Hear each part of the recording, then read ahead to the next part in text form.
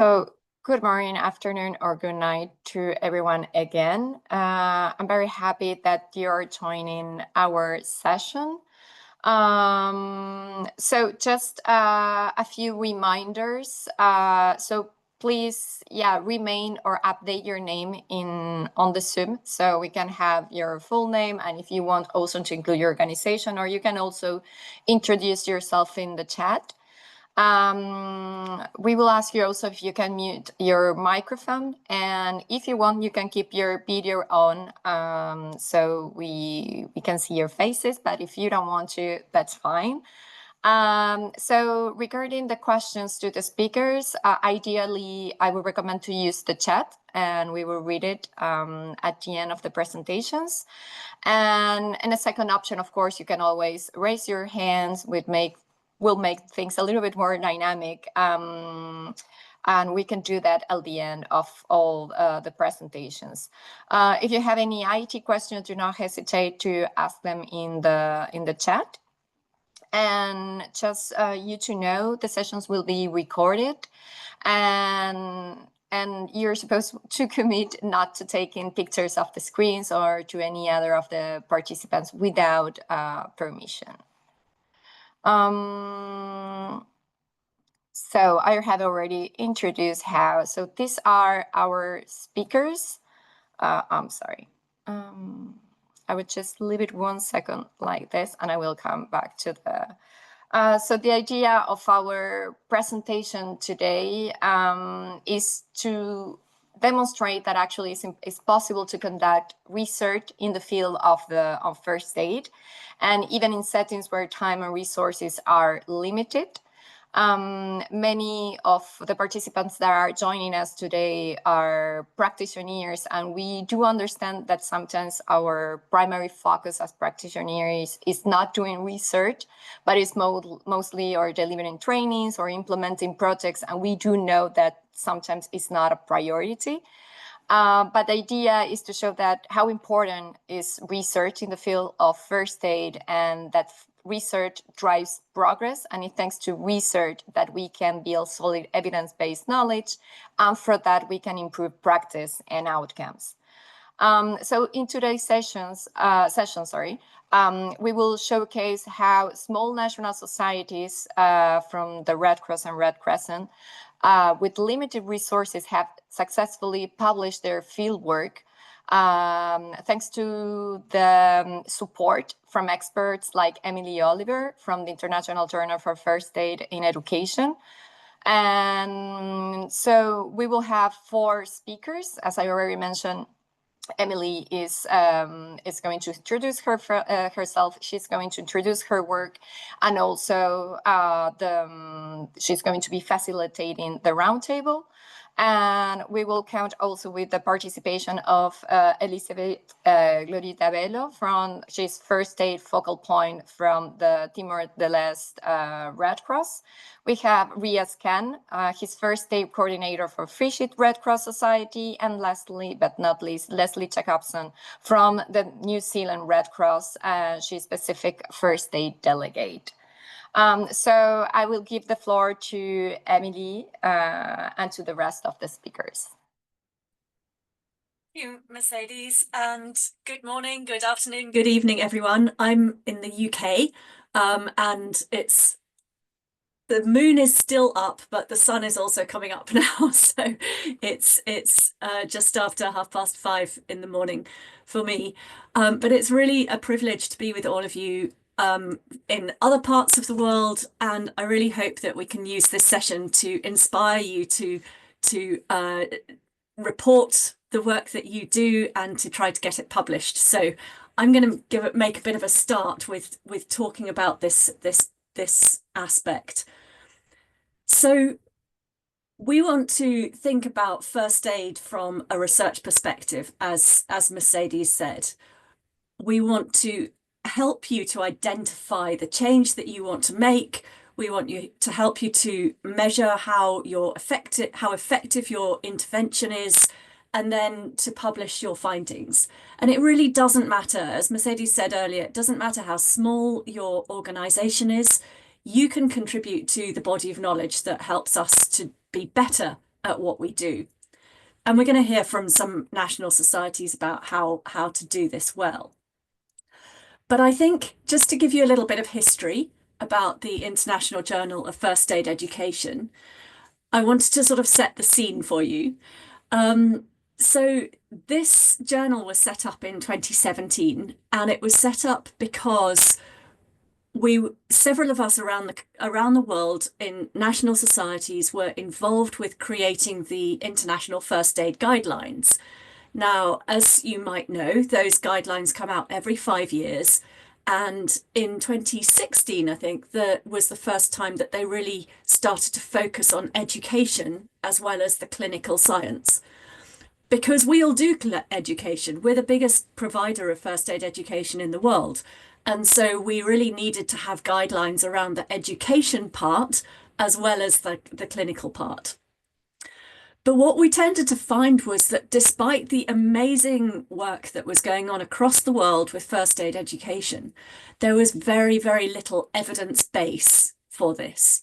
And when I say evidence base, I mean published work, published in an academic journal. And the reason publishing in an academic journal is important is because you have standards for research which have to be adhered to.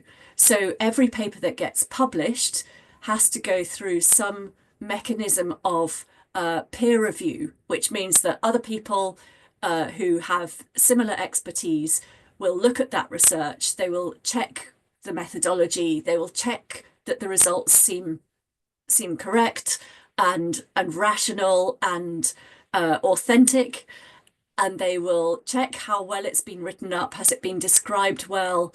Is it honest? And is it going to contribute to this sort of big body of knowledge that we all need in order to create better practices? So that's why we needed to set up a journal. We found that people were doing research into first aid education across the world, but actually it was really hard to get it published. And it was hard because first aid is a very niche topic, as I'm sure many of you know. So first aid falls between some gaps. It's not really seen to be properly medical for doctors. It's not really seen to be education because it's too medical. And it's not really seen to be public health. So I would argue that it's all of those things. And it's really important that we make it clear to the wider world that it does fall into the responsibility of all those different disciplines. But anyway, we were finding it hard to publish in these different academic journals. And so a few of us got together and decided to set up a new one that was dedicated to first aid education. And that's really what we've done. So we've created this open access, peer-reviewed journal, which publishes scholarly and field-based works, and it's free for anyone to read and it's free for anyone to publish in. We're really lucky that we've been supported by a university in the US. The University of Virginia is the host for our journal, and they enable us to do it really well. So we're able to have a website, we are able to typeset all of our articles to make them look professional. They give us what's called a DOI, a digital object identifier, which means that any article that gets published by us gets put into the bigger stratosphere of the internet, and you can find it in different libraries throughout the world. So that's why that's really, really important. And throughout the journey of our journal, I guess, throughout the time that we've had, we have endeavoured to always share evidence-based first aid education research in order to support the creation of better guidelines, which in turn will support the better practice of your national societies. So Mercedes, if you could go to the next slide, please. Thank you. So our journal is based on the chain of survival behaviours, which I hope most of you have heard of because it's what the IFRC bases its international first aid guidelines on. And what's nice about the chain of survival behaviours is that it really opens up first aid education to a bigger sphere of practice.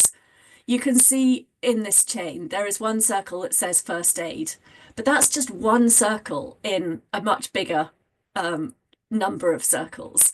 And what we're interested in is not just that green box with first aid equipment on your wall or your CPR training. We're interested in that much bigger spectrum of first aid education. So how do you prevent accidents? How do you prepare for them? How do you get your communities to prepare for them and to understand what they can do to be ready for that disaster, that emergency when it happens? How do you get people to recognize whether or not something is an urgent case, whether or not you do need to find urgent help for them, or whether it's something that you can deal with yourself? You know, we also want to help people to reduce the burden on their healthcare systems by being able to recognize when they should or when they shouldn't seek additional professional healthcare. And so all of these different aspects of the chain are really important, and they all need a particular educational approach. Sometimes you might approach a topic and you would focus absolutely on the first aid part, but you might also want to focus on one of those other aspects of the chain. And what we don't have at the moment is really great evidence of the education that might work for different populations in different contexts in order to make sure that the learners leave that learning experience coming away both confident and willing to step forward to help in this kind of emergency. So that's the scope of our journal. If you want to go to the next slide, please, Mercedes. I wanted to just show you a couple of examples of what the articles look like. So here, this paper has been published quite recently, and what you'll notice from papers like this is that they are quite narrow in focus, because the beauty of research, on one hand, is that you can be really very specific about what you're exploring.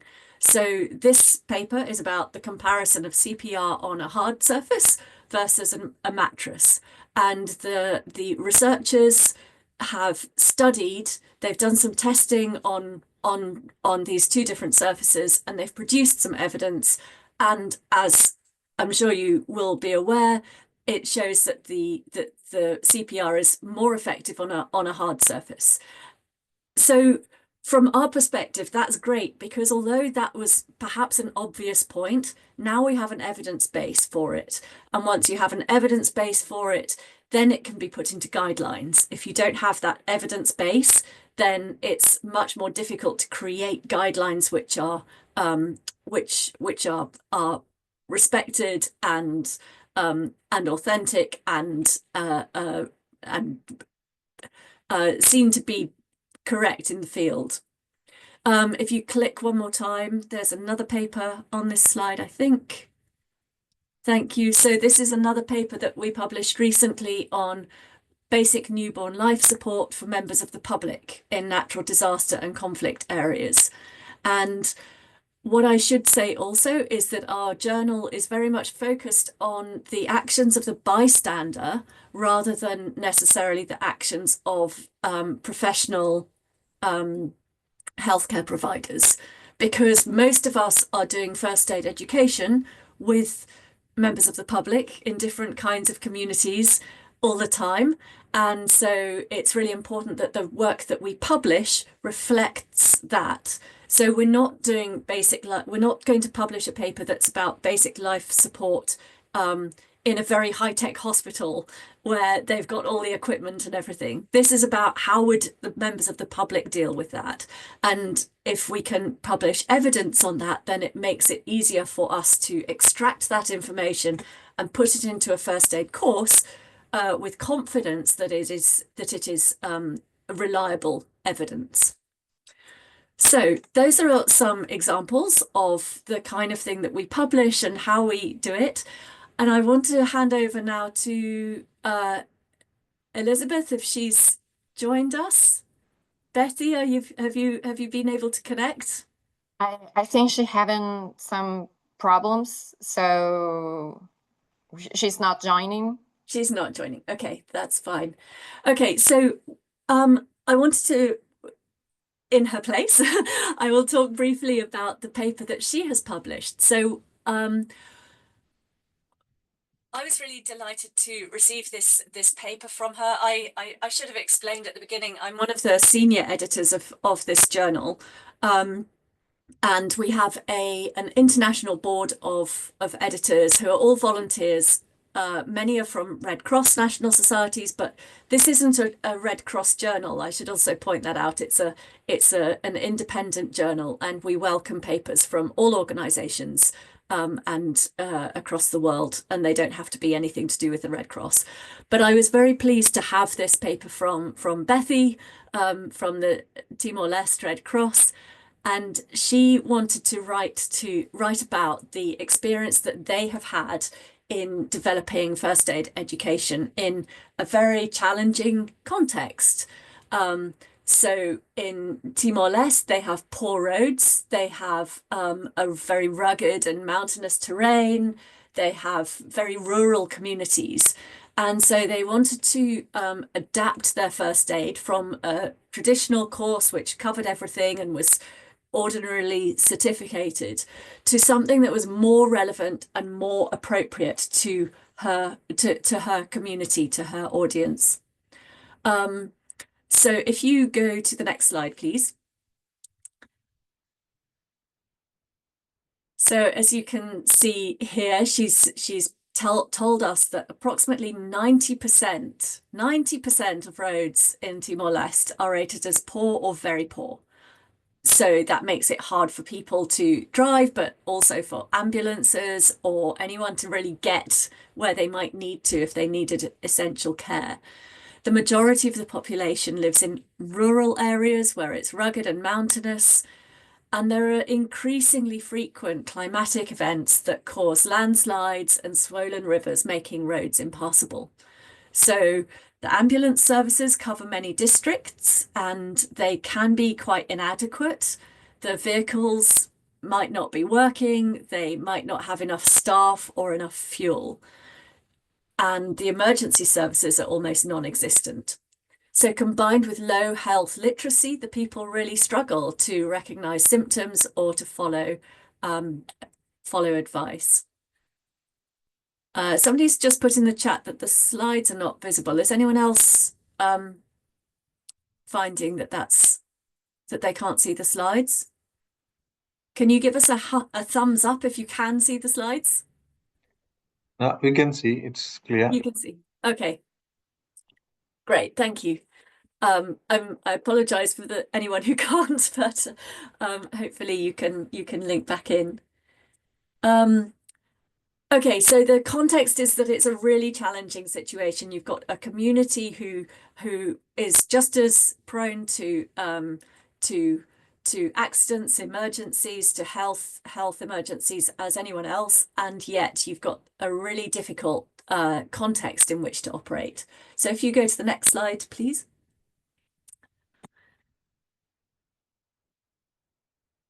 So what Bethy then wanted to do was to have to assess the communities.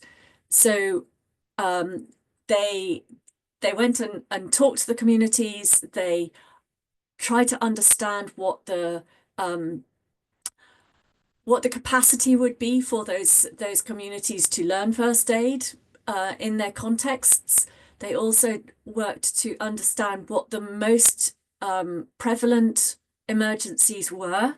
So was it CPR that they needed to be able to do, or was it to be able to help people who were maybe bleeding, or did they have an elderly population who might be prone to stroke, for example? So they did this kind of a community assessment to find out what the most important injuries and first aid interventions were required. And then they tailored the information and the training to those communities, and they put in monitoring and evaluation processes so that they could be really clear about the difference that they were making, the change that they could see in those communities over time. And they put in also a mechanism for reporting back on that. And what they found was that the first aid education that they helped in the new format that they used, based on the information that they had from the communities, not only increased the skills and knowledge in the communities, but it also attracted a lot more volunteers, because people were much more conscious then of the lack of services, but also the role that they could play as community members.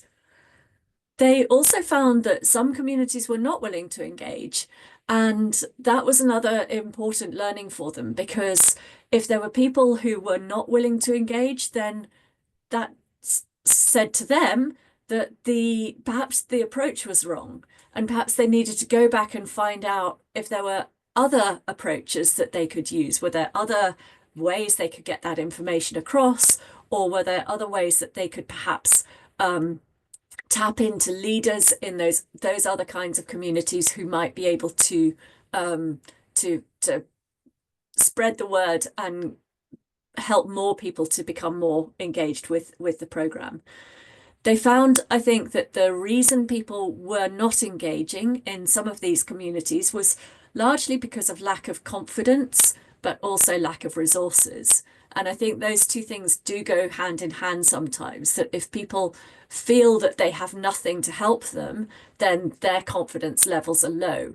Whereas in fact, what we want to switch to is, when people's resources are low, we need to increase their own confidence and their willingness, and show them how they can make a difference, even though they have relatively limited resources. So if you go to the next slide, please, Mercedes. So this is a snapshot from our journal, and what I wanted to show you this because this is the impact that you can have if you publish your work. So Bethy published this back in 2023, and it has had 649 downloads. This was as of yesterday, sorry, views, and 342 downloads.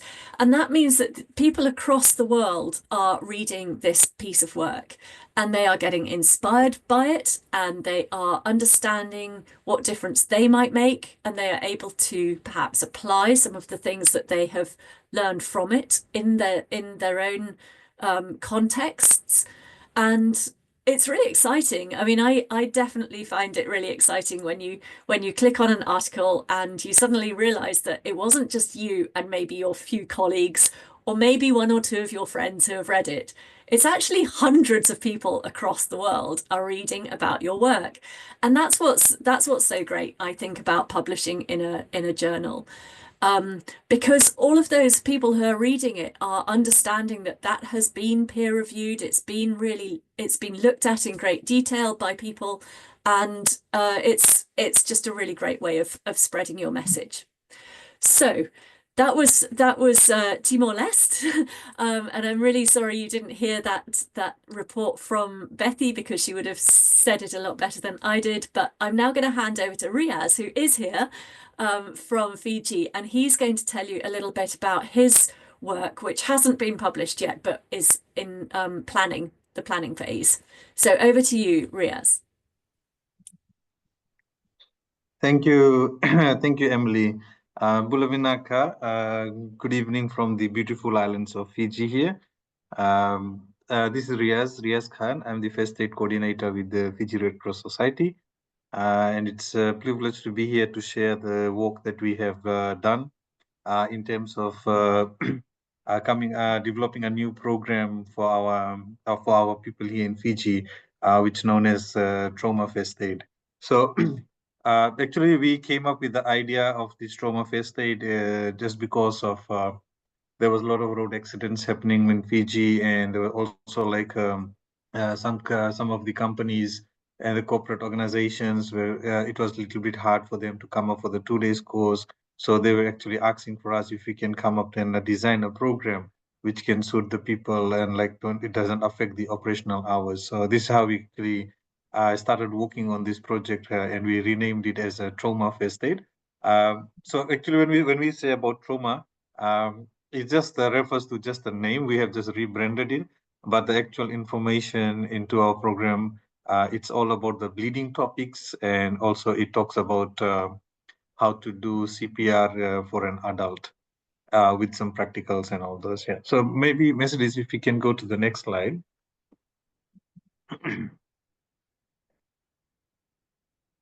Right. So how we actually started. So based on like I was mentioning that we have like a lot of road accidents that's happening in our beautiful country here. So what we did, we actually met. We had some consultations and meetings with our local land transport authority. So in order to decide, like to come up with the numbers, like how many registered vehicles we have in Fiji and how many drivers we have in Fiji who has like a full driving license and also the provisional license. So based on the numbers, so at the moment, as of 2025 last month, so far we have 130K vehicles, which is fully registered and on-road vehicles. And we have about 120 drivers who actually have a full driving license and who owns also owns vehicles as well. So also like when sometimes when these accidents happens on our road, like a lot of the time when the public they respond to the emergencies, so they do a lot of mishandling. They're not able to do the treatments properly, so because they are not really aware of what's happening, and sometimes some of these techniques that has been used resulted in losing those lives. So like normally when the accidents happens, there's a lot of like bleeding cases, broken bones, spinals, amputations, and also the locations, because some of the areas, if you like in Fiji, like other in Vitilevu and Vanuatu, but these are the two major islands that we have in Fiji. So some of the locations, the road access, or even to get the ambulance or to get the police on time, it gets quite very hard. So we decided, like, once if we have some villages, the community members who are actually trained in first aid or in trauma first aid, having some basic knowledges, so at least that increases some chance of survival by the time we are waiting for the right authorities to respond to these emergencies. Also, we had few stakeholder visitations and meeting, like we had a meeting with Esco Motors, we had a meeting with Nevis Motors, we had a meeting with Goodman Fielder. Right, so these are some of the stakeholders we met and we had discussed, because most of these guys, like, they are vehicle dealers.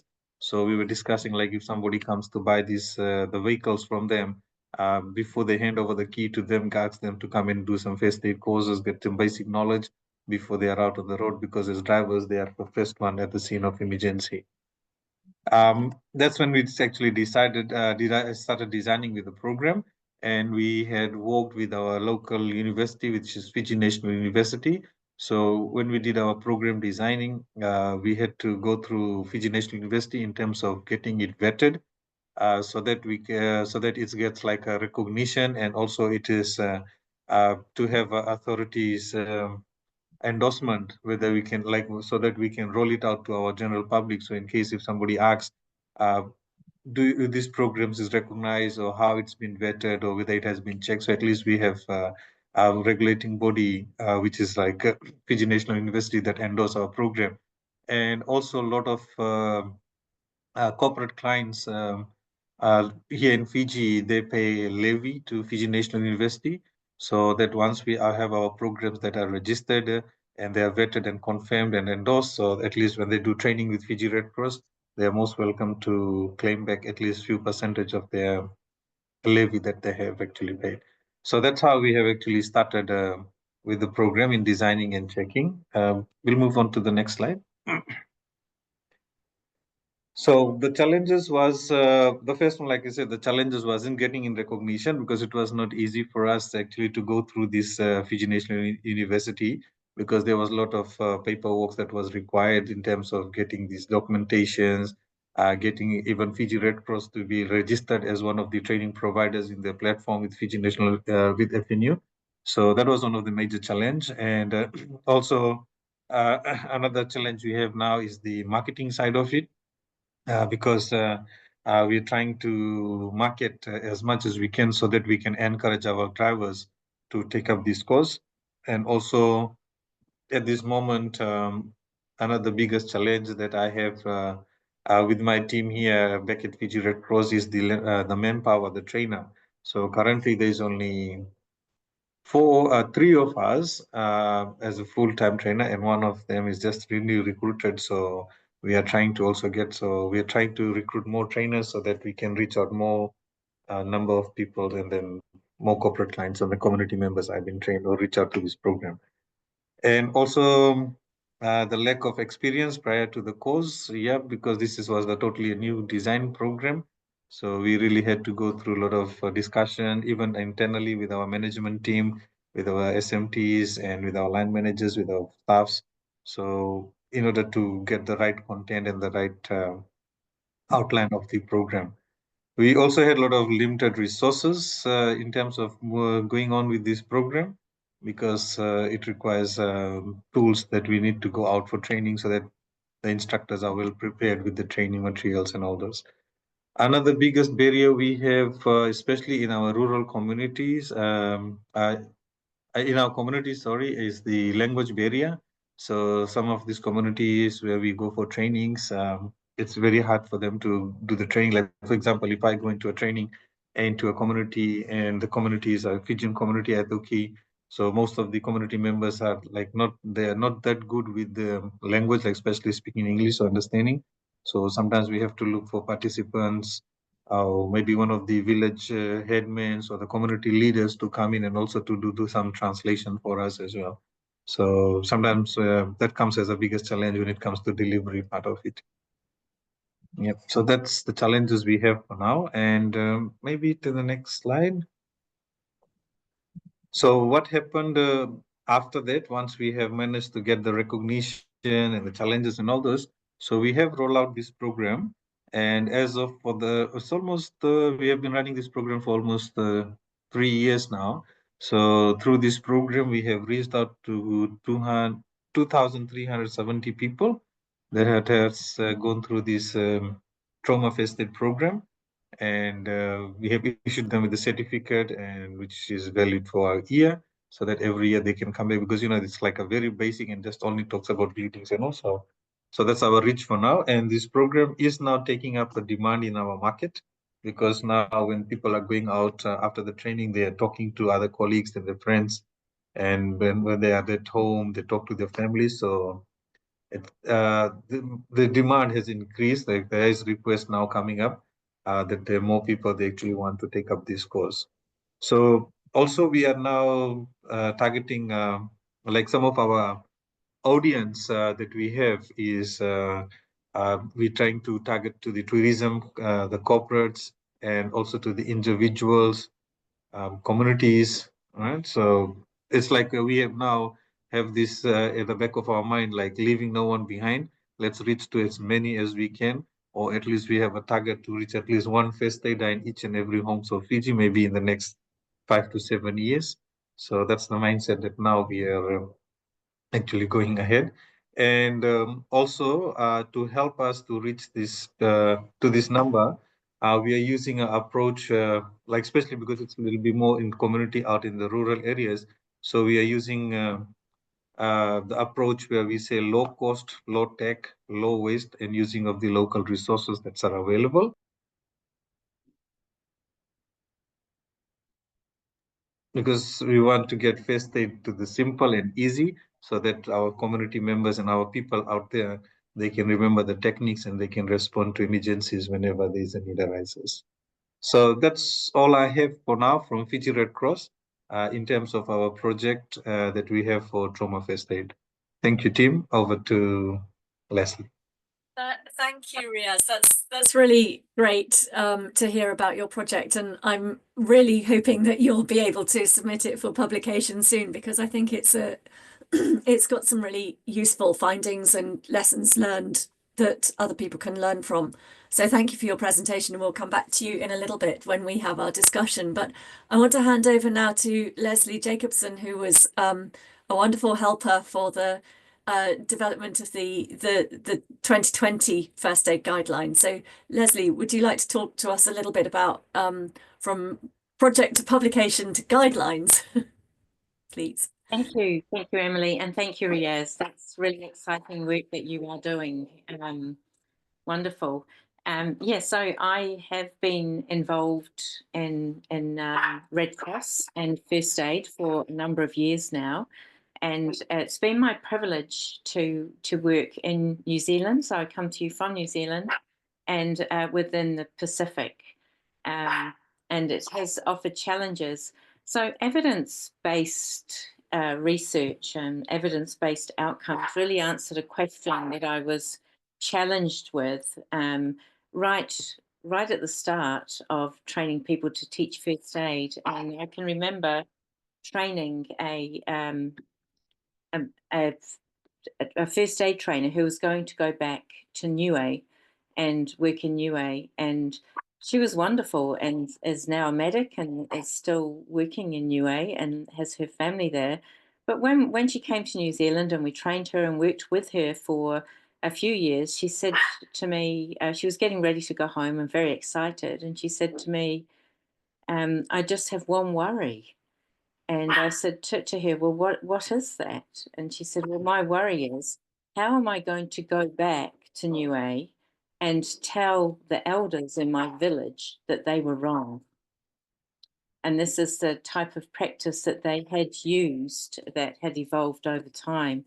And that was a hard one to answer for her. But the answer actually is the evidence-based research. It can change people's understanding and change the behaviours and the practice to get better outcomes for any casualty who needs first aid because they're either ill or injured. And so how do we go about this? And it's really exciting because you get to work in a team of educators and clinical experts from all over the world, and we work together.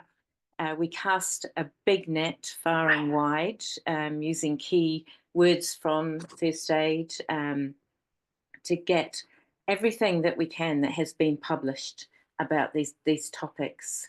So that's why it's so important to publish your work, because if it hasn't been published, then it's not there for us to find. And we review the evidence and then we rate it, and then we have discussions about it and the questions that we ask. And we really challenge it actually to make sure that the outcomes are correct. We challenge it from the educational point of view and the clinical point of view, the experts there, and it can lead to some quite robust discussions at times, but the process itself does lead to the correct outcome. And evidence-based practice, we're looking for the best available scientific evidence. We go out to the field. We want the practical experience from the field of actually this is the guideline, but does it work, or what do we need to consider to get the best outcome, and target all the groups out there and casting that that we're far and wide. So we sift through all that evidence, we rate the evidence, we extract the insight that tells us something important. So we take from that any important information that will either support a current guideline or lead to a good practice point that we can recommend. And then those guidelines themselves, as you're probably aware, they're rated as well. The guidelines are written based on that evidence, and they are reviewed obviously within a cycle. So I suppose the key points is that the evidence is the proof that we need to produce the best guidelines possible, and that proof comes from the published articles that we can find when we search for that evidence, when we do review them. Hand back to you, Emily, if there's any questions that I've missed or any valid points. No, I think you've done a great job there. Thank you, Leslie. And perhaps maybe we just finish this presentation with this cycle, which really, I think, shows the process that we all need to go through. So if you look up in that top right-hand corner, identify the learning need. This is where, like in Fiji or in Timor Leste that we heard about earlier, we're actually going out to the communities and finding out what people need to learn. One of the quite strong pieces of evidence that comes through with education is that if you teach people things that they don't really need to learn or that are not relevant to them, it just doesn't sink in. They just don't learn it, or it clouds the learning that they do need to have. So I think identifying that learning need is incredibly important. What do they need to know? What injuries are they going to be sustaining? What kind of context are they in about what sort of help they need to be able to get, or what resources they can rely on, helping them to identify different, to recognize what they can help with and what they can't, but also helping to understand what the actual learning is. So, for example, do people learn better online? Do they want some flashcards? Do they want to do it through simulation? How can you remind people once they've been on a course about learning and remind them about what they've learned and remind them to build up their confidence that way? But identifying that learning need is a really important part of research. So for first aid education, it's identifying what needs to change in order to make that education better for them. So once you've identified that need, then obviously you can implement your program, you can make those changes and make sure that you can measure what you wanted to check at the start, and measure what the outcome is, and see what that changes. Are the learners more confident? Have you got more of them? Are they responding better in the way that you had hoped they would? Are they coming out with better learning outcomes? And being able to measure that change is really important for research, because then you can publish your findings and say, we changed this aspect about our first aid, and actually it's had this impact. So, for example, where Riaz was talking about changing his first aid course, he was telling me before this session about how previously they might have included, for example, using defibrillators in their first aid training, but there aren't any defibrillators that are publicly available for the population in Fiji. So why would you teach that? Surely it's much more important to focus on what's happening. If you focus on the car injuries or the construction injuries that people are having, then that first aid education is much more effective. So changing that course and then being able to measure the learning outcomes is a great way to develop that evidence base and build up that body of knowledge. So then you can publish your findings, and then you have contributed to the evidence base for best practice. So that's kind of the cycle. But also what we would want is people to then read those guidelines and identify the gaps, or identify what they might want to change in their own context. And then the cycle starts again. And that's why year on year, we improve the evidence, we find new evidence. And as I'm sure you all know, the ways of learning are changing. So people are learning online, people are doing blended learning, people are using alternative kinds of technologies to increase their learning. And as everything evolves, we need to evolve that evidence base as well, because the evidence base needs to keep up with the population and the way that the people are learning. So there's always more research to do. There are always more communities to look into. We know that different people learn in different ways. If you're learning, if you want to be working with elderly people, or with children, or with people in rural areas, or people in highly urbanized areas, the learning needs are different, and we need evidence for all of those. So like I said at the beginning, you need to kind of really narrow down your research so that you're quite clear about the change that you're making to this particular audience and this particular intervention, and then measure that change. And that's what's going to make for really strong research that you can then publish. Okay, so I think we should open it up for discussion now. I wanted to just kick off that discussion with a couple of questions to our presenters.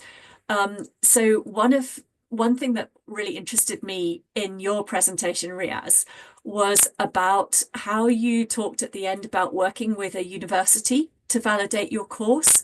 And I just wondered if you could say a little bit more about that, because that's a really interesting part of developing evidence-based practice. Thank you, Emily. In terms of working with FNU, because what we have now, that has been gazetted by our local government, that all training providers, they need to be registered with Fiji National University, so at least they have a recognition. Where we have a lot of these corporate clients, like I was mentioning, they pay levy. So levy is 1% of the gross salary of each staff. So that goes to FNU. So once we have these programs are registered and recognized, so on this, for example, I can give you here for Goodman Fielder.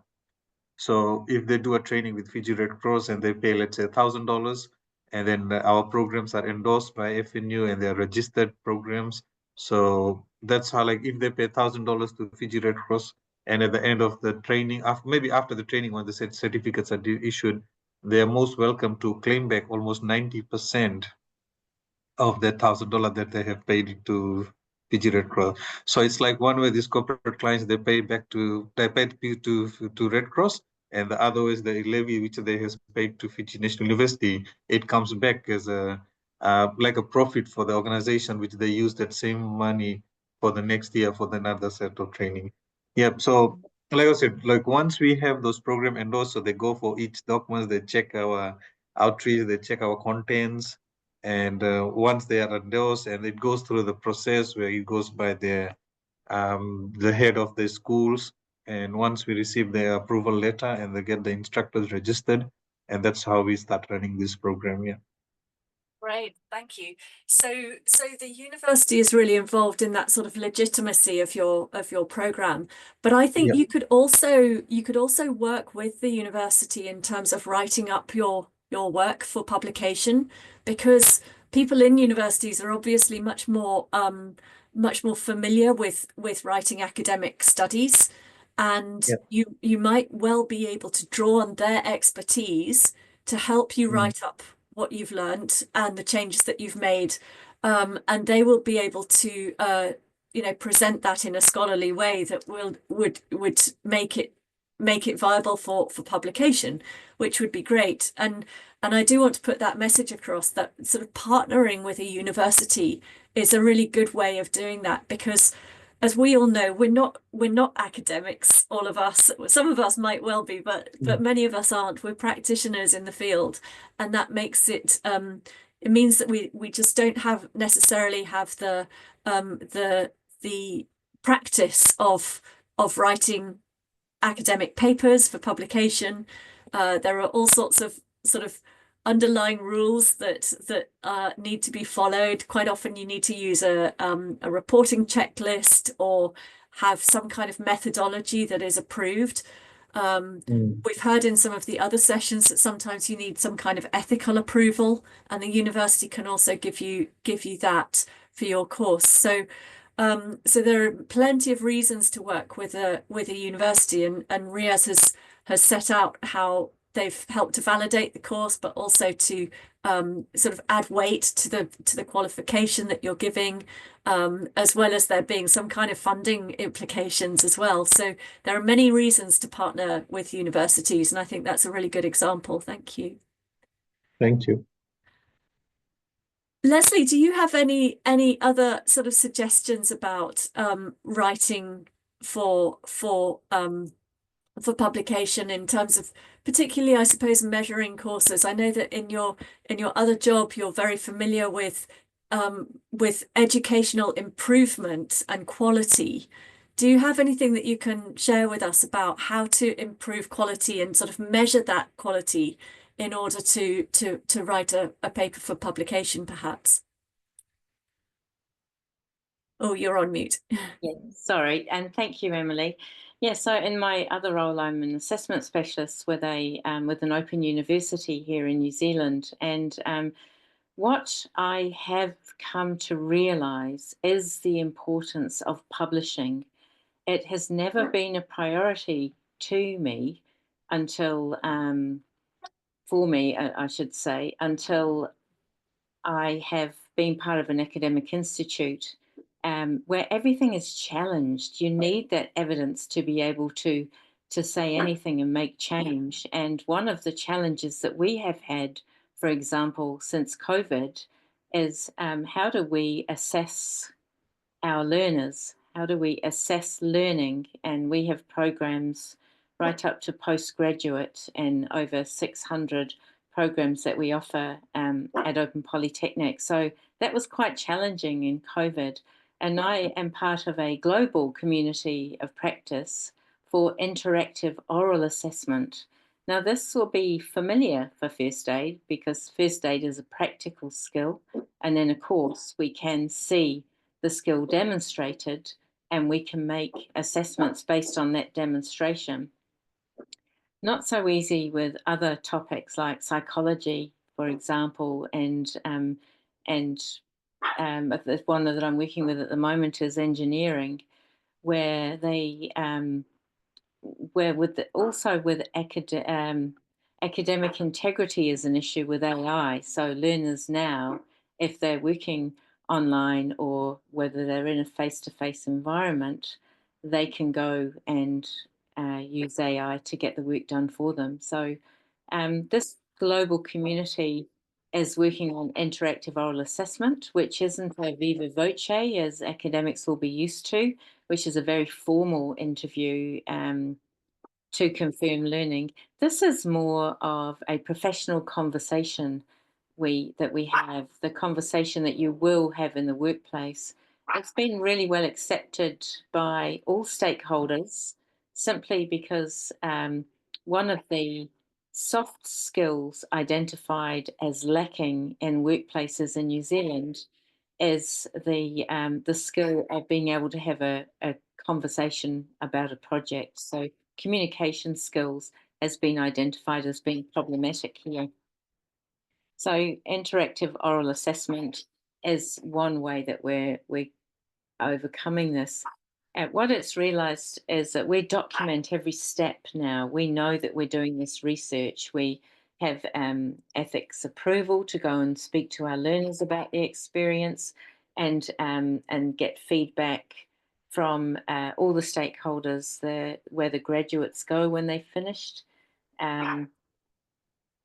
to enter the workplaces, and so it's just that whole process. And what it's really brought home to me is the importance of documenting. I know we're all very busy and we think, oh, yes, that was a great idea. And I think back now to the work that I have done and with Red Cross in the Pacific and in New Zealand. And I'm thinking back to how can we capture some of the great lessons that go nowhere if we don't. So I think that's really highlighted to me the importance of gathering the evidence, building it into a paper, and don't let the academic thing, they just have a language of their own, and they're always happy to help you to put your findings into their language. It's sort of a bit dry, their language, and a bit droll. They don't like to have the emotion. Instead of we will discuss, they will say it will be discussed, or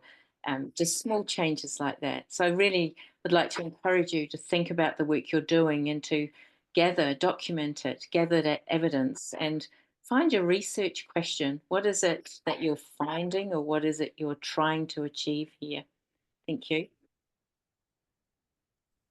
Thanks, Leslie. That's really helpful. And I guess just to add, the journal that I help to run does have it does support new authors. So if you are interested in writing for publication, but you haven't done it before, then I'm always happy to have that discussion with you. We also have other academics who work in universities on our editorial board who are happy to help as well. So please do get in touch and we can definitely support you with that.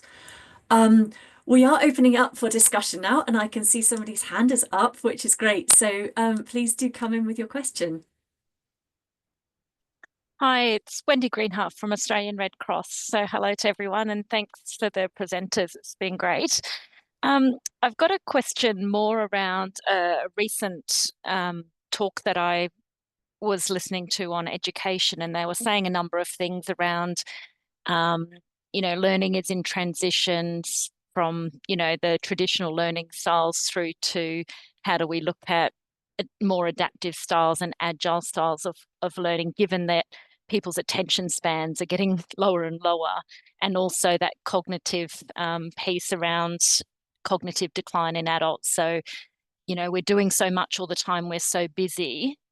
How do they fit learning into their day-to-day? And they're really struggling with the fact that I don't have time to learn. So how do we create that learning environment? So it was a really interesting talk, but one of the pieces they spoke to around the learning is broken is that people are trying to validate their learning from peers, so peer-to-peer learning or storytelling. So I'm keen to get people's thoughts on the value of that research and journals piece, which, you validate the evidence and the learning, but also equally how people are really putting value on storytelling and how people can share their experience, and therefore people are learning from that as well. Does that make sense? Yeah, absolutely. That's a really great point and a really great question. I can suggest some answers, but before I do, I'm just wondering if anyone else would like to come in on that point about storytelling and perhaps more informal learning as a way of developing skills and knowledge. Does anyone have experience or anything that they'd like to say about that? I might add something after you, Emily, with permission. Of course. No, go ahead. Go ahead. Go ahead now. I think so thank you, great question. And it is the landscape is changing daily. So what we have found in an online distance flexible learning environment, that learners can't commit to full-time study, learners can't commit to a full qualification. So we actually, just this week, we have developed and launched our first micro-credential. So it's a small bite of learning, and it's topical. It's on AI, actually. It's understanding AI. And the learner, it's just a small, it's recognised credit for learning. But what the assessment does, it allows the learner to bring their own learning to the assessment, to bring their own story, and to align their experience with the learning outcomes to get recognition for their story. So I think that particularly with adult learners, we learn from experience. We have a wealth of stories, or we can make connections with our learning to a learning outcome that will give you credit for a micro-credential, and then they can be built into a qualification. So I think we are definitely seeing that. And First Aid is a perfect micro-credential. It's a bite-sized qualification, and it is in Australia, I know, in the same an accredited program in New Zealand that is embedded in many of apprenticeships, for example, in New Zealand. So the First Aid unit standards in New Zealand are a requirement of those bigger qualifications. So I think particularly for adult learners, storytelling and being able to translate that storytelling to give evidence towards a learning outcome is definitely, and it's AI proof as well, because they're your stories. So it's a valid, fair form of assessment of learning as well. Thank you. Thanks. And I think for me as well, in our position at Red Cross, it's also a great measure of the impact of what we do. So if you're knowing that the learning outcomes have translated into helping people or saving lives, performing first aid, I think there's good potential there to look at impact measures of what we do. Yeah. Thank you. Thanks. Thank you, both of you, Leslie and Wendy. Tina, I saw your hand was up. Do you want to come in on that? Hi, sorry I jumped in late in this call. I've missed a lot of the conversations that were going on already, but I just picked up on the storytelling and trying to link this with research and kind of literature is definitely a challenge that a few of us are facing. I think especially as we are trying to reach more different cultural minorities as well with education and making it culturally relevant. In New Zealand, I'm actually at the Uni of Otago, Leslie, so I don't know if we're almost neighbours or but we're in New Zealand. Obviously, we have a very strong influence of Maori culture, and they have their own frameworks and knowledge and wisdom sharing approaches, which have already been influencing our pedagogy in other spaces. So there's lots of literature in education in general about how storytelling especially can be used. And we're now kind of, I think we're starting to grapple with this problem of how can this go into first aid and CPR education. Can these kind of ideas be merged, for example, through the idea of metaphor, which we are using a lot as well in skill acquisition. So I think there's a lot happening in the next decade in this space. Thank you. That's a really good point. And you've led me to think about how when we create the first aid guidelines, which Leslie talked about earlier, I would say 95% of the papers that we review are from the West, from the northwest of the world. So they're from America and Europe predominantly. And that means that inevitably their contexts are very, very different to where a lot of you are living now. And the cultures are different and the approaches are different. And Tina's absolutely right. Although there is a really great body of literature on more informal learning, storytelling, peer-to-peer education in the social sciences, there really isn't that much of it in the medical sciences and in the health sciences. And there really should be, because I think health messaging gets passed down from generation to generation within families, within communities. And like Leslie mentioned before, you know, when somebody says, how do I go back to my community and tell my elders that they're wrong about this? We don't have answers to that, really. We don't have evidence bases that says actually this kind of storytelling technique works better with snake bite or with I don't know, allergic reaction or whatever it is, these different sort of things. And actually that's really important. So getting your experiences from your countries in your contexts of how to learn well and how to build up that that published evidence base using those contexts is massively important. And at the moment it's a huge gap. It's a huge gap. So if you read the First Aid Education Guidelines, for example, you will read about peer learning. You will read about different methods of engaging communities and audiences in different ways of teaching. But quite often there isn't the actual evidence base there yet. We're relying very much on anecdotal evidence or on good practice. The evidence that we do know about is largely on the medical side, on the clinical practice side, and much less on the education side. And yet there's so much that we can do there. And if we can get that education right, it can be a lot more effective. So I would really encourage you all to be thinking about, well, what kind of learning methodology can I test and then write up? And it doesn't matter if it didn't work. That's just as important as if it did work, because that still adds to the body of knowledge. So you know, really great points. So thank you very much for raising that. Mercedes, did you want to come in? Yes, thank you so much. Just to come back and to reinforce what you just said about the importance of contextualization. Actually, this year and from last year, we have been updating the new guidelines. I mean, the guidelines, the IFRC guidelines, but the new version that are going to be out, sorry, hopefully by the end of this year. And we have created what we called engagement committees, with Rias has been participating. So we're happy to have your feedback, Rias, on that if you want, or anybody in the room if you have participated, because we have done 6 different sessions on different topics.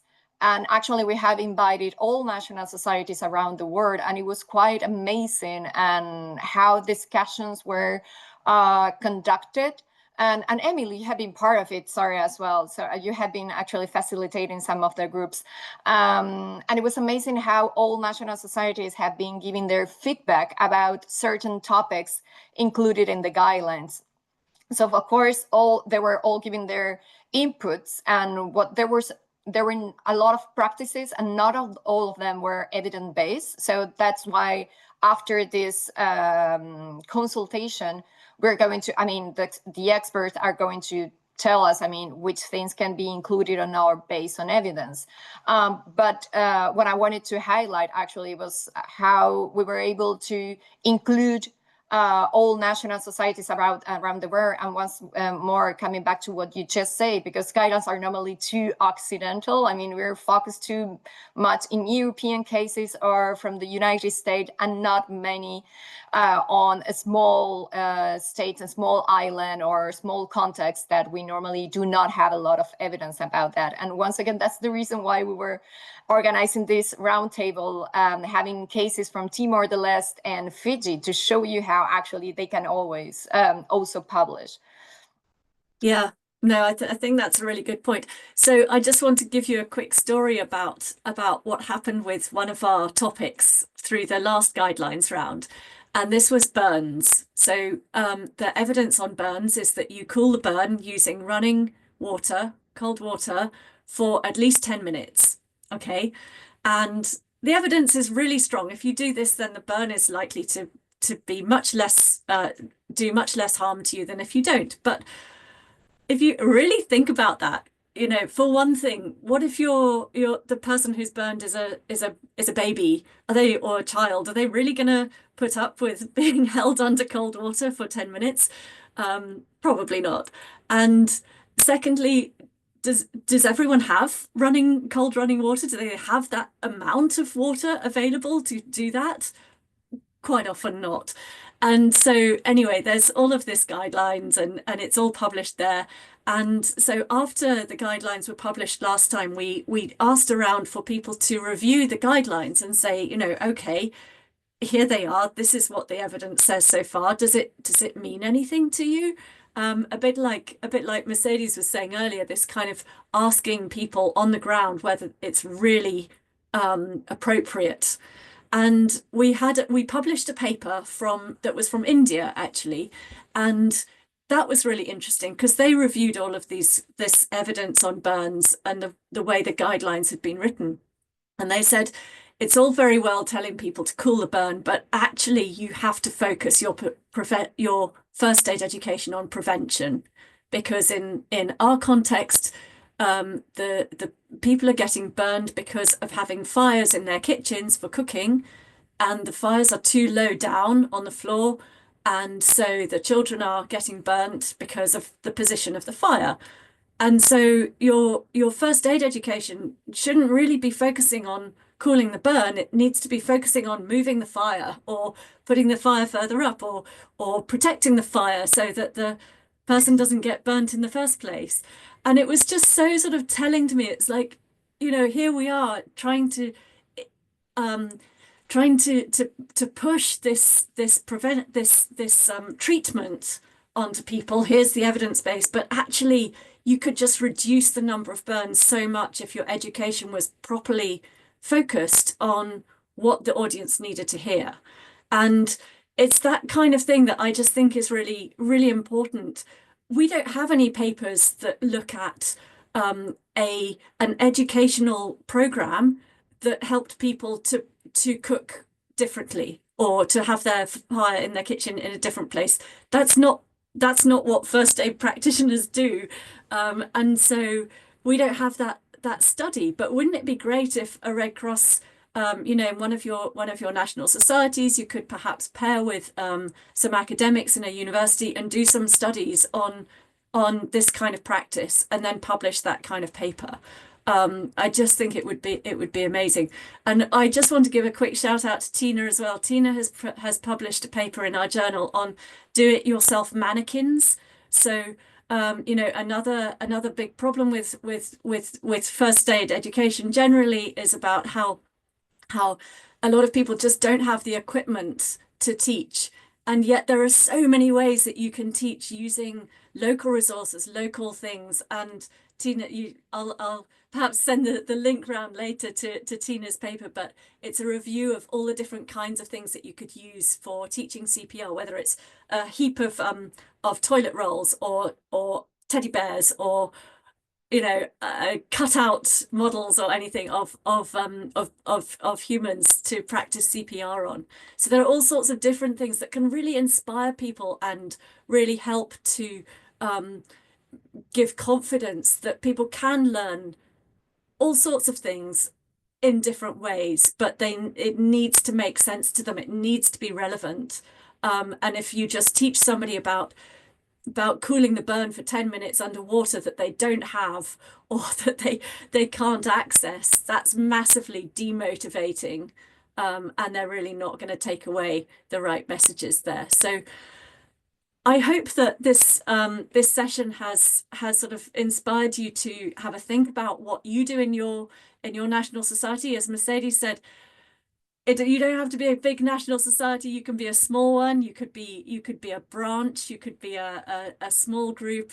But we really would love to get more evidence from all of you in a published form, so that we can add that to the body of evidence and we can all learn more from each other.